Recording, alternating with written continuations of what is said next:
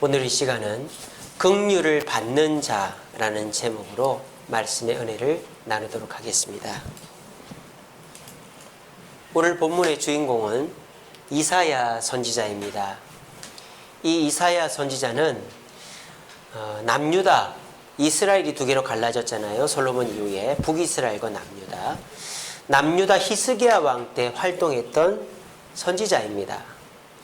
그런데 이 이사야 선지자가 활동할 때 남유다는 엄청난 위기를 겪었다가 그 위기를 극복하고 나라 분위기가 굉장히 좋을 때였습니다. 어떤 위기가 있었느냐? 북이스라엘이 AD 722년에 망했어요. 아수르란 나라한테. 그리고 그 아수르는 바로 밑에 있는 남유다를 공격하기 시작합니다. 북이스라엘보다 약한 나라가 남유다인데 어떻게 그걸 이겨내겠습니까? 그런데 히스기야 왕이 하나님께 기도했더니 하나님이 밤새 아수르 군대 18만 5천 명을 죽여버린 거예요. 그뿐이 아닙니다.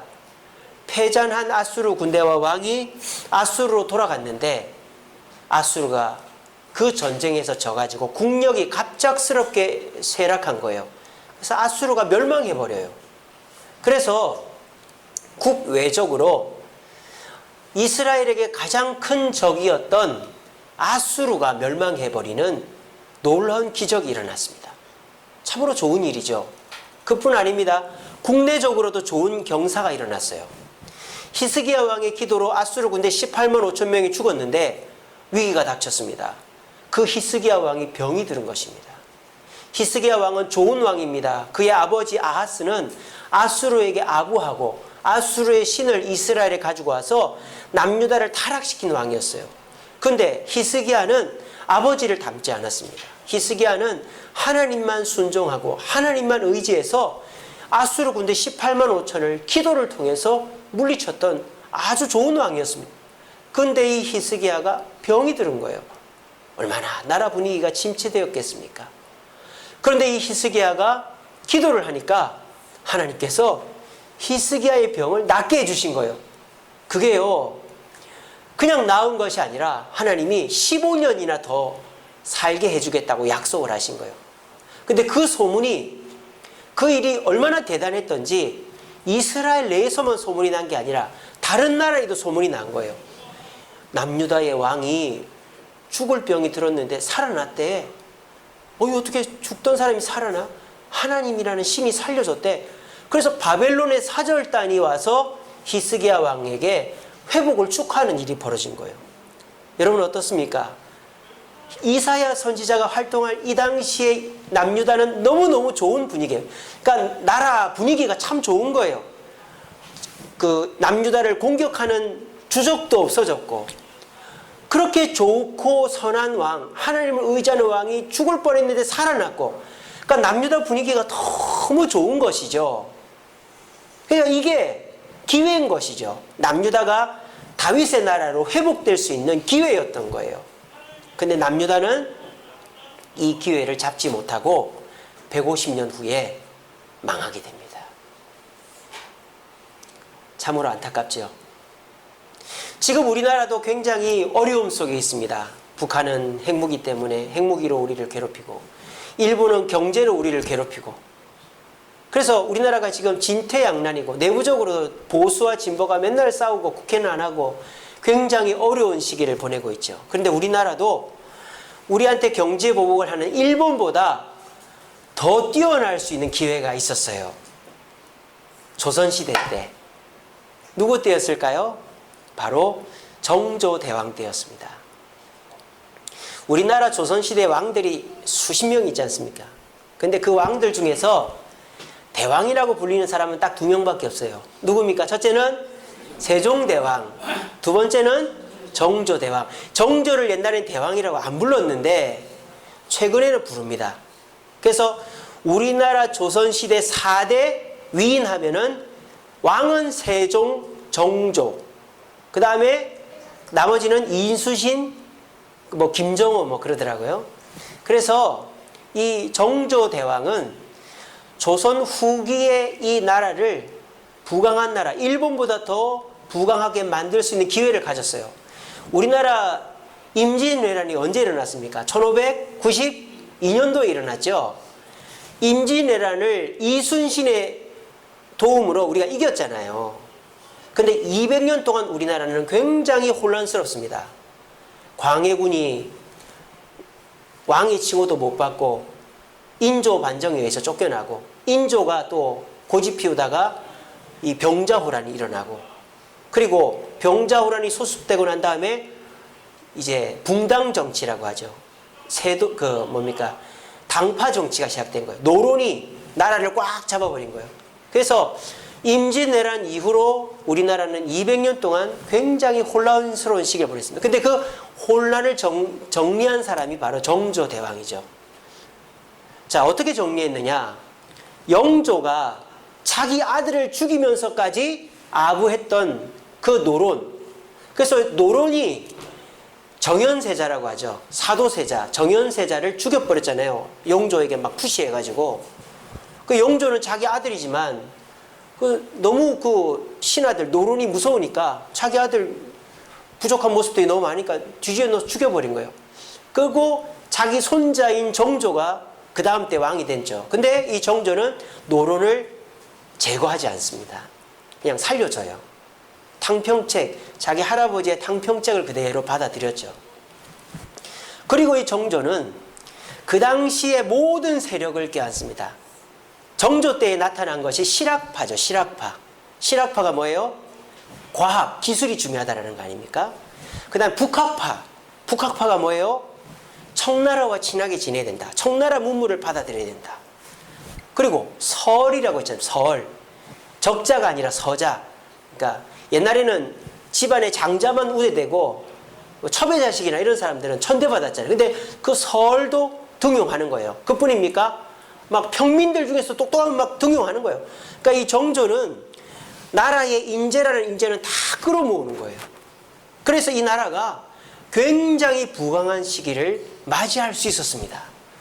만약에 정조가 한 4, 50년 했으면은 이 나라의 기술이 발달해서 일본 저리 가라는 기술 대국이 됐을 테고, 청나라의 문물을 받아들여 가지고 이 나라의 문화적 수준이 높아졌을 테고, 양반의 세력이 줄어들고 평민과 중산층이 늘어나면서 이 나라가 이제 그 중세 시대를 벗어나는 그런 부강한 나라가 될 수 있었을 거예요.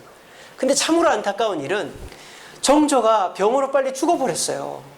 나이가 몇 살 때 죽었냐면은 47에, 제가 45인데 47에 죽어버린 거예요. 왕을 24년밖에 못했어요. 그러니까 이 정조는 판은 잘 벌려놓고 마무리를 못한 거예요. 그래가지고 정조가 병이 걸려가지고 47에 죽으면서, 아니 뭐 여러 사람 키워놓긴 했는데 뚜렷하게 자기의 메인 세력을 키워놓지를 못했으니까 이 정조가 의지할 때는 뭐밖에 없습니까? 핏줄밖에 없잖아요. 그죠? 근데 왕실은 뭐 다 비리비리하니까 믿을 게 누구밖에 없어요? 자기 외척밖에 없어요. 자기 친척들, 자기 이제 장인, 이런 외척들. 그래서 이 정조가 자기 장인인 김조순이라는 사람한테 자기 아들을 부탁합니다. 순조가 그 다음 아들이잖아요. 그래서 내 아들을 부탁합니다 하고 김조순한테 이제 좀 부탁을 해놓고 죽는 거예요. 그리고 그 왕후가 이제 수렴청정을 좀 하다가 왕후가 이제 끝나고 이제 그 다음 이제 순조로 넘어가는데, 근데 그래서 나라가 이제 망하는 거예요. 조선이. 왜? 세도 정치가 시작되는 거예요. 외척 정치라고 하죠. 안동 김씨가 그때서부터 할개를 쳐서 조선을 말아먹는 거예요. 그러니까 이 정조라는 사람이 조선을 일본보다도 더, 미국보다도 덜하고는 말 못합니다. 왜냐하면 국토라든지 인구 비례로 우리가 미국을 뛰어넘을 수는 없으니까. 하지만 지금 경제 3위인 일본은 분명히 뛰어넘을 수 있는 기회가 우리나라에 있었어요. 정조 대왕 때. 그런데 이 정조가 너무 빨리 죽어버렸고, 뚜렷한 자기 세력을 못 만들어가지고 외척한테, 안동 김씨한테 세력을 이양하면서 오히려 더 이 나라를 망해먹게 만든 거예요. 세도 정치로.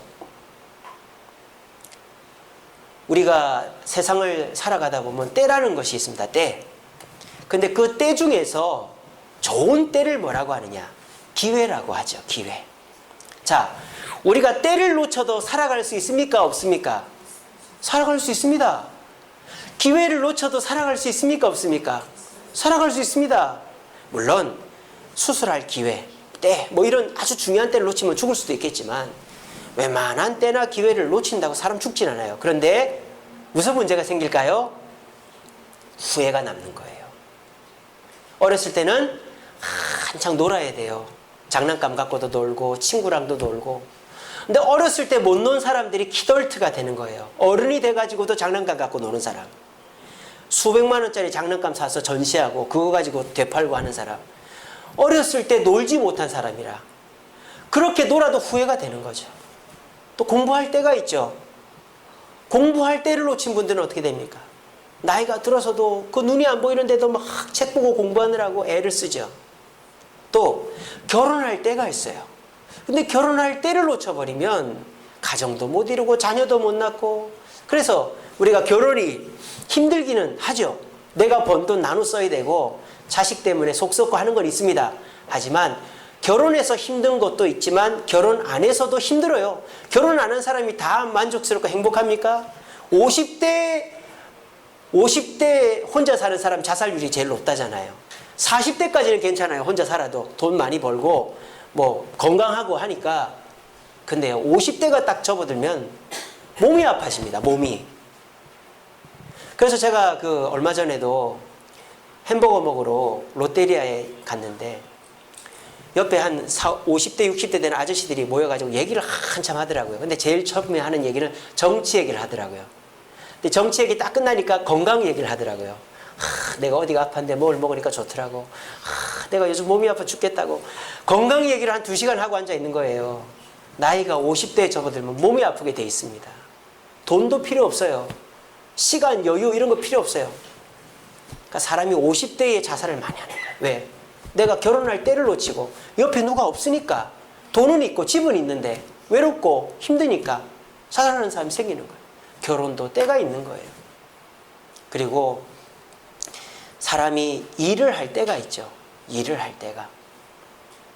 우리가 50대, 60대 돼가지고 열심히 일하려고 하면 기회가 없어요. 요즘은 정년퇴직, 또 명퇴 이런 게 많아서. 그런데 젊은이들은 일을 안 하려고 그럽니다. 20대, 30대 열심히 놀라고 합니다. 또 더 좋은 자리에서 일을 하려고 합니다. 그래서 막 대학원을 다니고 자격증 준비를 하고 공무원 시험을 하고, 그래서 20대, 30대 고학력 실직자가 엄청 많아요. 더 좋은 자리를 찾는 거죠. 그러다가 일할 때 다 놓치고 겨우겨우 어느 직장 들어갔는데 한 30대 중반에 들어가가지고 40대 중반에 명퇴해버리는 거예요. 그런 사람들이 엄청 많습니다. 사람이요, 때가 있는 거예요. 기회가 있는 거예요. 물론 그 때와 기회를 놓친다고 해서 사람이 죽는 거 아닙니다. 물론 죽을 수도 있지만 죽지 않습니다. 그리고 살아가집니다. 하지만 삶에 후회가 남고 또 그 삶이 힘들어지는 거예요.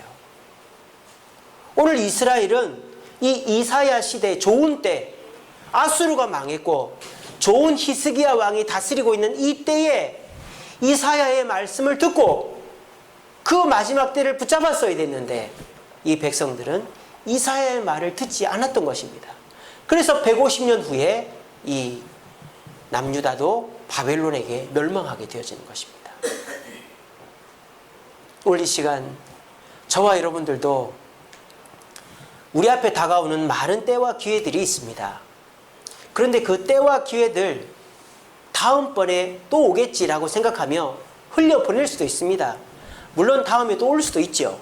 하지만 우리가 때를 놓치고 기회를 놓치면서 다시 돌아오지 않는 때와 기회가 있다라는 거예요. 그러면 어떻게 됩니까? 우리는 후회하게 되어 있고 또 그 삶 속에 어려움이 하나씩 둘씩 나타나게 되어 있다는 것입니다. 그래서 저와 여러분들은 이 마지막 때를 잡아야 되는 거예요. 오늘 자리에 나오신 저와 여러분, 우리 주님께서 여러분들에게 기회를 주시는 것이 많지 않을 수 있습니다. 여기 앉아 계신 분들은 예수 믿는 분이라면 다 천국 가십니다. 우리는 다 천국에서 다시 만날 것입니다. 하지만 천국에서 만난다고 해서 우리가 모든 것이 해결되는 것이 아닙니다. 천국에서 우리는 영원토록 살아갈 것인데 그 천국에서의 삶을 준비하지 않은 채로 천국에 간다면 우리는 100년, 200년이 아니라 영원토록 후회하는 천국 삶을 살 수밖에 없습니다. 그러면 천국에서의 삶을 준비하는 때는 언제입니까?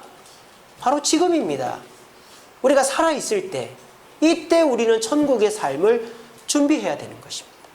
근데 내가 예수 믿으니까 이제 천국은 갈 것이고, 내가 예수 믿고 죽으려면 한참 남았으니까 내가 지금은 조금 대충 하다가 나중에 가서 열심히 해야지.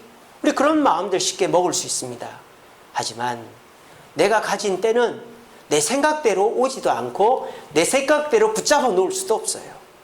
우리가 이렇게 예수를 믿으면서도 내가 하고 싶은 거 다 하고 내 생각대로 다 하고 내 자존심 다 부리다가 결과적으로 때를 놓쳐버리면 천국은 갈지 몰라도 천국에서 나보다 늦게 믿고 나보다 별 볼 일이 없었는데 나보다 더 큰 면류관을 받은 사람을 보며 영원토록 후회하는 천국 삶을 살 수도 있다는 것입니다. 그러므로 오늘 이 시간이 저와 여러분들이 천국에서의 삶을 준비할 수 있는 마지막 기회가 될 수도 있는 줄로 믿으시고 우리 모두 천국에서의 삶을 이 땅에서 준비할 주님을 찾고 만나는 저와 여러분 되기를 간절히 바랍니다. 자, 그러면 오늘 본문에서 우리가 마지막 때 기회를 잡을 수 있는 방법이 뭔가? 이사야 선지자는 6절, 7절에서 세 가지 동사로 우리에게 명령합니다. 이것이죠. 너희는 여호와를 찾고 부르고 돌아오라. 너희는 여호와를 찾아라 명령합니다. 너희는 여호와를 불러라 라고 명령합니다. 너희는 여호와께 돌아오라 라고 명령합니다. 오늘 이 자리에 계신 저와 여러분, 우리 인생에서 천국에서의 면류관을 준비할 때가 점점 줄어들고 있습니다. 그 기회가 점점 사라지고 있습니다. 그런데 우리가 남은 기회 속에서 천국 면류관을 준비하기 위해서 돈을 많이 벌어야 되느냐, 성공해야 되느냐, 좋은 직장에 들어가야 되느냐, 인기가 많아야 되느냐, 그게 아니라는 거예요. 우리가 이 땅에서 살 것을 준비하기 위해서는 돈도 벌어야 되고 건강도 해야 되고 인기도 얻어야 되고 성공도 해야 되겠지만 천국에서의 면류관 준비하는 데는 그건 아무 소용이 없다는 거예요. 천국에서 면류관 준비하는 데 가장 중요한 것은 하나님을 찾고 부르고 하나님께로 돌아가는 것이다 라고 이사야 선지자가 명령하고 있는 것입니다. 그런데 이스라엘 백성들은 이 명령을 그냥 흘려들은 것입니다. 그리고 하나님도 재물을 좋아하시지, 하나님도 우리나라가 부강한 걸 좋아하시겠지, 하나님도 내가 잘 되는 걸 좋아하시겠지 라고 생각하며 하나님을 찾고 부르고 돌아오는 것은 조금 덜하고 내가 돈 벌고 성공하고 건강하고 잘 되는 것에 더욱더 초점을 맞춘 것입니다. 여러분들 돈 많이 버셔야죠. 원하는 거 이루셔야죠. 여러분들 건강해야 됩니다. 저는 그게 잘못됐다고 말하지 않습니다. 그런데 그것이 여호와를 찾고 부르고 돌아오는 것보다 더 앞선다면 우리는 기회를 놓치는 삶을 살고 있다는 것입니다. 이 시간에 분명히 우리의 삶을 돌아봅시다. 우리의 삶 속에 하나님을 찾고 부르고 돌아오는 시간이나 어떤 그 노력과 내가 돈을 벌고 건강을 유지하고 성공하려고 하는 노력이 어떤 것이 더 큰지 한번 비교해 보시기 바랍니다. 그리고 오늘 이 시간 이후로부터 내가 돈 벌고 건강하고 성공하는 것도 좋지만 그 시간을 조금 줄여서라도 하나님을 찾고 부르고 돌아오는 데에 시간과 정성을 더 투자하여서 마지막 때에 이 마지막 기회를 살려 하나님의 긍휼을 받는 저와 여러분 되기를 간절히 바랍니다. 그러면 좀 더 구체적으로 하나님을 찾고 부르고 돌아온다는 말이 무슨 뜻인지 설명을 드리겠습니다. 먼저 이 찾다라는 단어는 히브리어로 다라시라는 단어입니다. 다라시. 여러분, 찾다라는 것은 상황에 따라서 용법에 따라서 여러 의미가 되겠죠. 뭐 사람을 찾을 수도 있잖아요. 누구 못 봤어요? 라고 할 수도 있겠죠. 또 어떤 물건을 찾을 수도 있잖아요. 그런 식으로 사람을 찾거나 물건을 찾는 것으로도 사용될 수 있습니다. 그런데 이 다라시라는 단어가 우리말로는 찾다라고 번역이 됐지만 원래 원어의 뜻은 밟다라는 뜻이에요. 밟다. 이렇게 발로 밟는 거죠. 그리고 자주 가다라는 뜻이에요. 그러니까 이건 뭔 말입니까? 물건이나 사람을 찾는다라는 의미보다는 어떠한 장소에 자주 간다라는 뜻이겠죠. 그러니까 여호와를 찾으라 이 말을 우리가 좀 더 이해하기 쉽게 바르게 번역하면 여호와를 만나기 위해 성전으로 와라라는 것입니다. 저와 여러분들이 우리에게 주어진 마지막 기회, 천국에서 멸관을 준비할 수 있는 기회를 살리기 위해서는 어떻게 해야 된다? 성전에 나와야, 교회에 나와야 된다는 것입니다. 아이고 목사님 교회만 나오면 다 됩니까? 예, 일단은 교회에 나오시면 됩니다.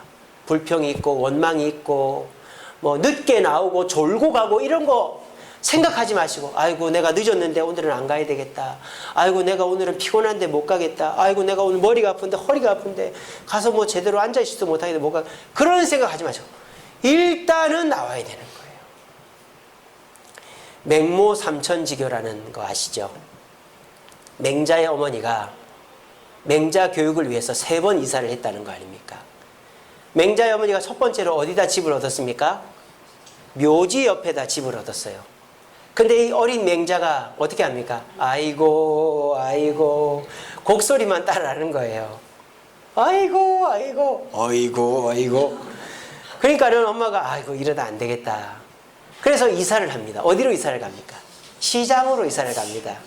그랬더니 이 맹자가 시장을 돌아다니니 골라 아줌마도 골라 아저씨도 골라 500원에서 200원 뭐 이런 식으로 장사하는 것만 배우고 앉아 있는 거예요. 그래서 이 맹자 어머니가 안 되겠다. 그래서 마지막으로 서당 옆으로 글방 옆으로 이사를 갔더니 이 맹자가 뭐 글자 공부하는 것도 뭐 어깨너머로 봤겠지만 예의가 발라진 거예요. 예의가. 왜? 서당에서 공부하기 전에 꼭 선생님한테 인사하고 또 사당에 가서 이렇게 손주들한테 예를 올리고 그런 걸 보더니 어머니 다녀오겠습니다. 공손해진 거 애가. 그래서 어머니가 됐다. 여기서 살아야 되겠다. 라고 했다라는 이야기가 맹모 삼천지교예요. 여러분 이거 사실은 아무것도 아니잖아요. 맹자가 어린애예요. 그러니까 뭐 거기 가서 특별히 배우는 것도 없고 거기를 가서 어딜 다닌 것도 아닙니다. 그런데 그 자리에 있으니까 자연스럽게 뭐가 든 거예요? 물이 든 거죠. 물이. 그냥 거기 있었을 뿐인데 곡소리를 자꾸 듣다 보니까 자기도 곡소리를 하는 거예요. 또 시장에 있다 보니까 나도 모르게 골라를 하고 앉아 있는 거예요. 근데 글방 옆에 있다 보니까 나도 모르게 예의 발라지고 글 공부하는 걸 따라하게 되는 거예요. 이게 뭡니까? 물드는 것입니다. 사람이요 물드는 것만큼 중요한 게 없죠. 여러분 우리 건강에서 제일 중요한 게 뭔지 아세요? 약이 아닙니다. 운동이 아닙니다. 우리 건강에서 제일 중요한 거는 공기입니다. 공기. 저도 이제 나이가 드니까 시골만 가면은 잠이 잘 오고 몸이 개운해요. 공기가 좋으니까. 우리 건강에서 두 번째로 중요한 게 뭔지 아십니까? 물입니다. 물. 여러분 공기하고 물 생각하면서 마시는 분들 계십니까? 아무 생각 없이 먹잖아요. 공기 아무 생각 없이 마시고 물 아무 생각 없이 마십니다. 그런데 우리 건강에서 제일 중요한 게 공기하고 물이에요. 제가 우리 교회 화분을 수십 개를 죽여보냈거든요. 사망시켰습니다. 나중에 알고 보니까요. 제가 환기를 안 시켰더라고요. 그래서 화분집에 가서 물어보니까 제가 화분을 여러 개 죽였습니다. 그러니까 하는 말이 환기를 시키라고 그러는 거예요. 그래서 환기를 시키고 있잖아요. 그러니까 화분들이 그래도 아직까지 죽은 화분이 없습니다. 공기가 그만큼 중요한 거예요. 공기나 물 아무것도 아닌 것 같은데 나도 모르는 사이에 나에게 스며드는 것입니다. 여러분들은 어디를 자주 가십니까? 어디를 밟고 다니십니까? 곡소리 나는 무덤 곁에 사십니까? 부정적인 사람, 원망 불평하는 사람, 좋은 거는 안 보고 나쁜 것만 보고 그런 거 뒤에서 막 험담하는 사람이랑 가까이 있습니까? 그러면 나도 그렇게 되는 거예요. 여러분들은 혹시 돈 버는 거 좋아하고 여기 투자하면 돈 번다, 이거 하면 잘 된다, 불법이라도 이 정도는 괜찮아, 이런 사람들하고 자주 어울리십니까? 그럼 여러분들은 그렇게 욕심 많은 곳에 물들어 버리는 거예요. 그걸 무시 못하는 것이죠. 그런데 여러분들이 일주일에 한 번이라도 교회 나와서 말씀 듣고 이 세상에서 가장 선하고 가장 밝은 우리 주세움교회 성도들 얼굴 한번 딱 보고 가면 여러분들의 마음이 정화가 되는 거예요. 예, 그렇지 않습니까? 여러분들이 이 세상에 제일 밝고 이쁘지 않습니까? 그죠? 우리 장로님, 권사님, 집사님, 성도님들 얼굴 딱 보고 가면 얼마나 마음이 편안하고 재밌고 좋습니까?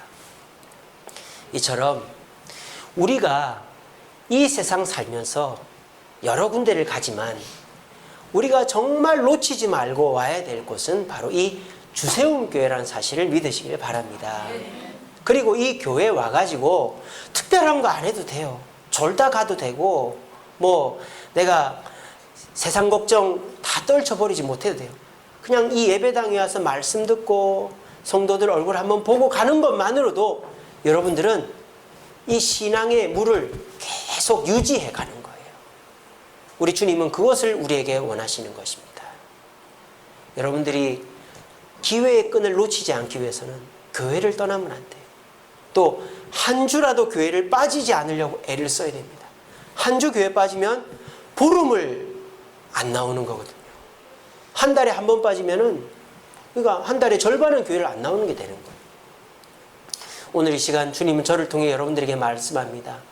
너희들이 이 땅에서 면류관 얻을 기회를 가져야 되는데 그 기회를 갖기 위해서 가장 중요한 것 중에 하나는 너희들이 그렇게 중요하게 생각하지 않는 것이겠지만 주님 앞에 나오는 이 발걸음, 이것을 놓치지 않는 것이다. 그래서 주님 앞에 어떤 모습으로든지 어떤 마음으로든지 나와서 주님께 얼굴을 보이고 성도들과 만나고 말씀을 듣는 이것이 너희들이 이 세상에서 주님의 축복을 받을 수 있는, 긍휼을 받을 수 있는 기회를 놓치지 않는 것이다 라고 말씀하시는 것입니다. 우리 모두 이 말씀 꼭 기억하시고 어떻게 하든지 곡소리하는 부정적인 사람 안 만날 수는 없겠지만 그 사람 만나는 거 좀 줄이시고 어떻게 하든지 돈 좋아하고 욕심 좋아하는 사람 아예 안 만날 수는 없겠지만 그 사람 만나는 거 좀 줄이시고 주님 전에 나와서 이 세상에서 가장 이쁘고 밝은 우리 주세움교회 성도들 얼굴 보고 또 이 세상에서 제일 잘생기지는 않았지만 열심히 하는 제 얼굴도 보시고 그렇게 하면서 무엇보다 우리 하나님 만나고 주님 전에 나와서 그래 내가 하나님 백성이지, 그래 내가 이렇게 살면 안 되지, 그래 내가 말씀대로 살아야지, 이런 깨달음을 놓치지 않고 살아가려고 주님 전에 꾸준히 나올 수 있는 저와 여러분 되기를 간절히 바랍니다. 두 번째로 이사야가 마지막 기회를 잡으려면 어떻게 된다? 하나님을 뭐 해라? 부르라 그랬습니다. 이건 진짜 부르는 거예요. 근데 부르는 것도 여러 가지 이제 용법이 있죠. 우리가 누구를 부를 때 이봐 내가 뭐 물어볼 게 있는데 라고 질문을 하기 위해 부를 수도 있어요. 또 누구누구야 놀자 만나려고 부를 수도 있어요. 여기서 하나님을 부르라는 거는 하나님 제가 궁금한 게 있는데요 라고 질문하는 거로 부르라는 뜻이 아닙니다. 또 여기서 하나님을 부르라는 것은 뭐 하나님 저 한번 만나봅시다 이런 뜻이 아닙니다. 근데 오늘날 성도들은 교회를 나오면서 하나님을 부르고는 있지만 이 두 가지로 부르는 거예요. 하나님 제가 질문이 있습니다. 내가 이렇게 기도했는데 왜 응답을 안 해주십니까? 하나님 살아있는 거 맞습니까? 하나님 저를 사랑하시기나 합니까? 그 하나님한테 막 질문하는 거예요. 또 교회 와가지고 하나님을 만나는 것으로 끝나는 거예요. 하나님 저 왔습니다. 하나님 잘 지내셨죠? 저도 잘 지냈습니다. 하나님 말씀 참 좋네요. 네, 저 이제 갈게요. 안녕히 계세요. 그렇게 하고 집에 가는 거예요. 지금 여기서 부른다는 의미는 그런 의미가 아니에요.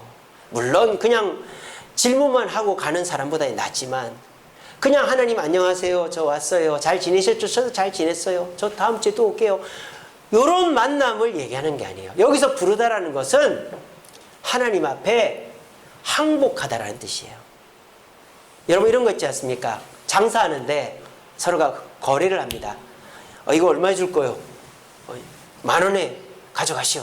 아이 비싸. 이거 7,000원에 주시오. 아이, 너, 안 돼, 안 돼, 안 돼, 안 돼, 안 돼. 그러면 그 사람이, 아이, 나 갈 거예요. 그러면 그 장사꾼이 어떻게 합니까? 이봐, 이러지 않습니까? 그죠? 그게 왜 부르는 거예요? 내가 깎아주겠다, 이 말이죠. 내가 8,000원까지 해줄게. 막 그런 식으로. 여기서 부르다라는 것은 내 생각과 내 기준을 내려놓겠다, 이 말이에요. 내가 항복하겠다, 이 말이에요. 우리가 하나님이 주시는 기회를 가지려면 어떻게 된다? 하나님께 나와서 적당히 질문만 하고 가고, 한번 얼굴만 보고 만나고 가고, 이러는 게 아니라 내가 하나님 앞에 솔직하게 얘기하고, 하나님, 저한테는 방법이 없으니까 하나님이 해결해 주세요라고 항복하는 의미가 여기 담겨 있다는 것입니다. 여러분은 교회 나오셔서 하나님한테 항복하고 있습니까? 이 말씀을 듣는 이 시간에도 여러분 마음속에는 끊임없이 전쟁이 일어나고 있잖아요. 내 생각과 말씀이. 그래서 내 생각은 이런데 하나님 말씀은 이래요. 그래서 끊임없이 내 생각으로 하나님 말씀을 견제하고 내 생각을 무너뜨리지 않으려고 막 애를 쓰고 있지 않습니까? 그러면 여러분들은 멸류관 얻을 기회를 이 교회에 와서도 가질 수가 없는 거예요. 근데 여러분들의 생각과 다른 말씀이 주어지더라도 그 말씀이 전혀 엉뚱한 말씀이 아닌 이상에서는 그 말씀 앞에 내 생각과 자존심을 내려놓고 항복할 수 있어야 여러분들이 기회를 얻을 수 있는 것입니다. 여러분, 사람이 병원에 가서 치료를 받는다 칩시다. 제일 먼저 해야 될 게 뭔지 아십니까?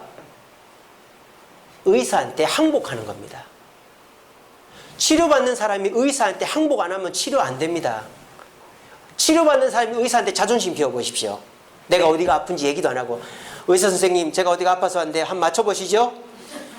그런 사람은 죽는 거예요. 또 막 어디가 아파서 수술을 했는데 이쪽이 또 아파요. 근데 하고 참는 사람 죽는 거예요. 여기 수술했는데 여기가 아프면 여기가 아픕니다. 의사가 보니까 내가 여기다 가위를 집어넣어놓고 그냥 닫아버렸네. 아프면 아프다고 해야죠. 치료받을 때 제일 중요한 것은 의사한테 항복을 해야 돼요. 그래서 다 솔직하게 풀어야 되는 거예요. 다 솔직하게 풀어야 돼요. 그래야 의사가 그걸 제대로 고쳐주는 거예요. 여러분, 치료받을 때 우리는 자존심이고 뭐고 없잖아요. 여러분, 가만히 생각해 보세요. 치료받을 때만큼은 사람이요, 정말 그냥 막 어린아이 같고 아무것도 아닌 거예요. 의사가 아 하라고 해보십시오. 여러분, 아 합니까 안 합니까? 사람 그냥 있을 때는 막 하품도 제대로 안 하고 아 하라면 아 잘 안 하는데 의사가 아 더 크게 아 혓바닥 대보세요. 더 많이 시키는 대로 다 하시잖아요. 여러분, 의사 앞에서 엉덩이 깝니까 안 깝니까?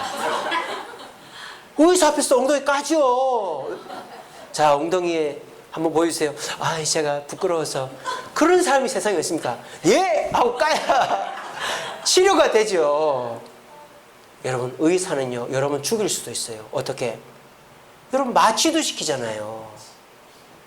여러분, 누가 여기 가만히 누워 계세요 하면 누워 있을 사람 있습니까? 마취약을 주면서 마취시키면 여러분, 그거 뭐 유괴범이고 나쁜 놈이지. 의사 앞에서는 절대 마취시킨다고 나를 마취시키놓고 어떻게 할 거야? 각서 쓰시오. 이런 사람이 어디 있습니까? 오히려 의사가 엄포를 놓죠. 마취시켜서 못 깨어나도 내 책임 아닙니다. 그래도 사람은 어떻게 합니까? 급하니까 예, 알겠습니다. 제발 마취시켜서 수술해 주세요. 의사 앞에서 항복하지 않으면 그 사람 죽는 거예요. 의사가 입 벌리라 그러면 아 벌립니다. 혓바닥 내밀라면 내밉니다. 엉덩이 까라면 깝니다. 마취한다 그러면은 제발 마취해 주세요. 부탁합니다. 왜 하나님 앞에는 그렇게 안 합니까? 왜 하나님 앞에는 자존심 부립니까? 왜 하나님 앞에는 질문만 하고 가고, 왜 하나님은 그냥 하나님 안녕 나 갈게 빠이빠이 그러고 갑니까? 그러니까 여러분들의 삶에 변화가 없는 거예요. 그러니까 여러분들의 삶에 주님이 주시는 축복의 기회가 없는 거예요. 여러분, 하나님 앞에 항복하시기 바랍니다. 이 시간 자존심 부리지 마시고, 지금 뭐 내 잘못이나 내 자존심을 남한테 다 까발리라는 거 아니에요. 그런 거 바람직하지 않아요. 사람들은 그걸 악용할 수 있기 때문에 하나님한테는 두 손 들어야 될 거 아닙니까? 의사한테는 하면서 하나님께 하지 못한다면 만병의 의사 되시고 우리를 천국 보내시는 그 하나님 앞에 우리가 제대로 된 삶이 아닌 것입니다. 이사야는 말합니다. 너희들 자존심 내려놓고 너희 생각 내려놓고 하나님 앞에 항복해라. 그러면 하나님이 너희들을 회복시키시고 축복해 주실 것이다. 오늘 이 시간에 이 자리에 모신 저와 여러분들도 하나님 질문만 하지 마시고 하나님 얼굴만 보고 가지 마시고 마당만 밟고 가지 마시고 이왕 오신 거 말씀 앞에 항복하여 자존심 내려놓고 내 생각 내려놓고 하나님이 아 하라면 아 하고 혓바닥 내밀라면 내밀고 엉덩이 까라면 까고 가만히 누워있으라면 누워있으면서 하나님의 뜻에 순종하여 하나님이 주시는 긍휼의 기회를 받을 수 있는 저와 여러분 되기를 간절히 바랍니다. 마지막 세 번째로 우리가 마지막 기회, 면류관 기회를 받으려면 어떻게 되느냐? 돌아오라고 말합니다.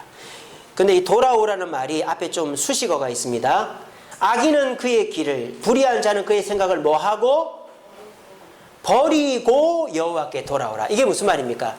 내 원래 자리가 있는데 내가 그 자리를 떠나서 악인들의 생각과 자리에 있었다 이 말이에요. 근데 이제는 원래 자리로 돌아오라 이 말이죠.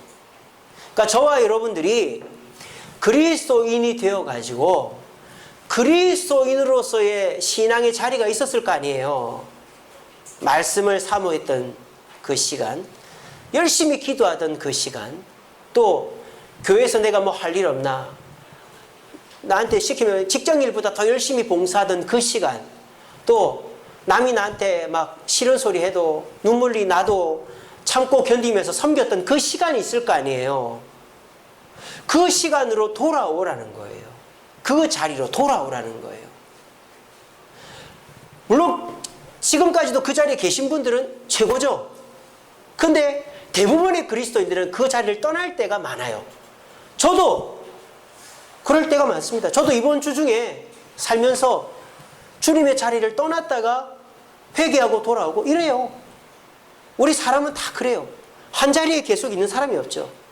이 말 했다고 떠나고 이것 때문에 떠나고, 하지만 돌아올 때는 돌아오라는 거예요. 집을 나가도 저녁 때 되면 집에 돌아와야 되고, 우리가 몸이 더러워져도 저녁 때 되면 씻으면 되는 것이죠. 돌아오기만 하면 된다는 것입니다. 그런데 우리가 내 원래 자리에 돌아오지 않고 다른 자리에 가 있으면 그때 문제가 된다는 것이죠. 제가 고등학교 때 저는 이제 교회를 다니니까 욕도 안 하고 사기도 안 치고 욕심도 안 부리고 막 그랬단 말이에요. 그러니까 애들이 저를 이용해 먹는 거예요. 막 저를 때리고도 도망쳐도 제가 욕을 안 하고 때리고 가 싸우지도 않으니까 뭐 저를 잘 막 함부로 대하고, 뭐 제가 맨날 양보하니까 맨날 저한테 양보를 강요하는 거예요. 네가 양보해 이런 식으로. 어느 날 화가 나더라고요. 왜 나는 화도 못 내고 욕도 못 하고 양보만 해야 되냐. 그래서 제가 고등학교 때 한번 마음을 강하게 먹고 나도 한번 욕을 해봐야 되겠다. 에이씨 이렇게 하고 나도 한번 화를 내봐야 되겠다. 나도 이제 양보 안 해야 되겠다. 제가 그래서 고등학교 때 그렇게 해본 적이 있어요. 근데요, 제가 한두 달 그렇게 해보고는 제가 금방 바꿔버렸습니다. 왜? 내가 적응이 안 되더라고요. 욕하는 내가 적응이 안 되고, 애들하고 싸우는 내가 적응이 안 되고, 욕심 부리는 내가 적응이 안 되더라고요. 그래서 저는 지금도 욕을 못 합니다. 그리고 저는 지금도 뭐 이렇게 욕심 부리거나 뭐 남이 양보하라면 그냥 양보하고 말지 내가 막 어떡하는지 붙잡으려고 하지는 않습니다. 그러다 보니까 승부욕이 없어요, 저는. 그래서 사람들이 경기에 저를 잘 끼워주질 않아요. 저도 좋고 이겨도 좋고 막 그러니까 그렇게 됐습니다. 그래서 저는 오히려 욕 안 하고 사기 안 치고 그리고 그냥 욕심 안 부리는 자리가 저한테 편해요. 그게 제 자리니까. 여러분들은 어떠십니까? 여러분들의 자리는 어떤 곳입니까? 여러분들의 자리는 주님 곁인 줄. 주님 곁에 있어야 되는 거예요. 근데 다른 사람들이 주님 곁이 아닌 곳에서 더 행복해 보이고 이익을 얻고 또 자기 하고 싶은 대로 다 한다고 우리도 그들처럼 내 주님 곁에 있는 자리를 떠나버리면 약간의 즐거움과 만족은 있을지 몰라도 내가 어색하고 주님이 주시는 긍휼과 축복의 기회는 없어져 버리는 거예요. 여러분, 똑같은 쥐인데 이 똑같은 쥐가 전혀 다른 취급을 받습니다. 다람쥐하고 생쥐예요. 다람쥐는 사람들이 귀여워합니다. 다람쥐는 사람들이 막 보고 싶고 만지려고 합니다. 근데 생쥐는 어떻습니까? 지저분해합니다. 잡으려고 합니다. 시체도 쳐다보기 싫습니다. 왜? 자리가 다르기 때문입니다. 다람쥐는 깨끗한 산에서 도토리 먹고 자라니까 다람쥐는 사람들이 좋아해요. 보호합니다. 도토리 남겨놓고 가라고 그러잖아요. 그런데 생쥐는 하수구에 삽니다. 음식물 쓰레기를 먹고 삽니다. 그리고 그 병기를 옮깁니다. 그러니까 사람들이 생쥐는 싫어하잖아요. 쥐 자체가 잘못된 게 아니라 그 쥐가 어디에 사는가가 중요한 것이죠. 여러분들은 그리스도인입니다. 여러분들은 태생부터가 다른 자들입니다. 여러분들은 주님 곁에 있어야 됩니다. 그리고 주님이 원하시는 삶을 살아야 됩니다. 그것이 자연스럽고 그것이 여러분들을 행복하게 하는 길입니다. 혹시나 세상 사람들처럼 욕하는 자리에 계십니까? 욕심 부린 자리에 계십니까? 내 성격대로 하는 자리에 계십니까? 과거에 말씀의 은혜 받고 기도하고 봉사하고 남을 섬기는 자리 떠나서 그런 자리에 계십니까? 여러분, 그런 자리에 있어서 내가 남들처럼 이익은 얻을지 몰라도 주님의 긍휼은 없는 것입니다. 우리 모두 내가 있어야 될 자리는 말씀의 자리, 기도의 자리, 봉사의 자리, 섬김의 자리인 줄 믿으시고 우리 모두 그 자리에서 주님이 주시는 긍휼로 회복되어지는 축복을 누리는 저와 여러분 되기를 간절히 바랍니다. 이제 말씀을 맺겠습니다. 여러분 보세요. 우리는 보통 기회를 잡으려면 사람이 많이 모인 곳에, 대도시에 가서 사람들이 아직까지 찾지 못한 그 기회를 딱 찾아가지고 그 정보를 가지고 몰빵을 해야, 막 사돈의 팔촌의 돈까지 다 끌어모아야 내가 대박이 날 수 있다. 그게 세상의 기회의 법칙입니다. 근데 우리 주님은 우리 주님의 기회를 잡기 위해서는 돈을 쫓고 사람을 쫓고 기회를 쫓는 것이 아니라 주님을 쫓아야 된다고 말씀하십니다. 그래서 어떻게 하든지 주님께 찾아오고 또 주님을 그냥 얼굴만 보고 가는 게 아니라 주님께 항복을 하고 또 주님의 자리에 머물려고 애를 쓸 때 우리에게 기회가 온다고 그랬어요. 그 기회가 올 때 우리에게 나타나는 현상이 세 가지입니다. 첫째로는 뭡니까? 내 생각은 너희의 생각과 다르다 그랬습니다. 8절에 보면 이는 내 생각이 너희의 생각과 다르다. 여러분, 저와 여러분들이 주님 곁에 올 때 돈, 명예, 성공은 없어도 내가 생각지도 못한 아이디어를 주님이 주실 줄로 믿습니다. 세상 사람들은 꿈도 꾸지 못할 방법과 생각으로 우리의 문제를 해결해 주실 줄로 믿습니다. 여러분, 우리 주님 쫓고 주님 뜻대로 산다고 망하는 거 아닙니다. 돈 못 버는 거 아닙니다. 성공 못 하는 거 아닙니다. 그렇게 다 됩니다. 근데 주님은 어떻게 하십니까? 전혀 다른 방법을 가르쳐 주시는 거예요. 두 번째로 우리가 주님을 찾고 부르고 주님께 돌아올 때 우리 주님 우리에게 어떻게 하시느냐? 헛되이 돌아오지 않게 하신다. 11절에 보시면 내 입에서 나가는 말도 헛되이 내게 돌아오지 않는다. 이게 무슨 말입니까? 하나님의 일은 반드시 뭐가 맺어진다? 결과가 맺어진다라는 거예요. 여러분 세상 사람들 보세요. 아, 내가 요즘 배가 아픈데 이거 먹어봐. 먹었는데 안 나아요. 그럼 그 사람이 나도 잘 몰라. 아, 내가 요즘 사업이 잘 안 되는데 이거 이렇게 해봐. 그렇게 했어요. 잘 안 됐어요. 잘 안 되는데 나도 잘 몰라. 세상 사람들의 말은 결과가 없어요. 처음에는 막 내가 이렇게 했는데 말이지 이렇게 됐다고 이렇게 한번 해보라고 반드시 된다고 막 처음에는 무슨 뭐 대단한 것처럼 얘기합니다. 근데 나중에 그렇게 해보니까 안 되거든요. 그때 가서 야, 안 됐는데 하면 나도 잘 몰라. 세상 사람들은 책임을 안 집니다. 우리 주님은 반드시 책임을 지는 어떻게든지 결과를 맺어주는 분이 우리 주님이십니다. 여러분 부모님들이 그런 분들이잖아요. 여러분 대학을 가야 돼요. 근데 우리 집에 형편이 빠네요. 어머니한테 얘기해. 엄마 내가 이번에 합격했어. 아이고 축하한다. 근데 내가 학비가 없잖아. 어떡하지? 부모님 어떻게 합니까? 내가 이 집을 전세를 빼서라도 내가 가부를 해서라도 내가 형님한테 가서 사정을 해서라도 내가 결과를 맺어주는 거예요. 부모는. 그게 부모 아닙니까? 하나님도 똑같습니다. 하나님을 찾고 부르고 돌아오는 자, 매주일마다 교회 나오고 하나님 앞에 항복하고 주님의 신앙의 자리를 지키는 자는 하나님이 무슨 수를 써서라도 여러분의 문제를 결론 맺어 주실 줄로 믿으시길 바랍니다. 그리고 세 번째로 하나님을 찾고 부르는 자에게 어떤 긍휼이 주어지느냐? 평안히 인도함을 받게 한다. 12절이죠. 너희는 기쁨으로 나아가며 평안히 인도함을 받을 것이다.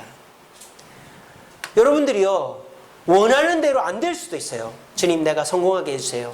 주님, 내가 돈 벌게 해주세요. 주님, 내가 이 일이 잘 되게 해주세요. 원하는 대로 안 될 수도 있어요. 하지만 우리 주님은 여러분들의 마음에 평안이 임하게 해주신다는 거예요. 그래도 감사하다.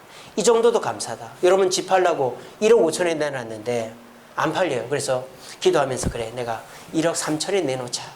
2천 덜 받았어요. 그래도 감사하다. 이게 주님이 응답해 주시는 거예요.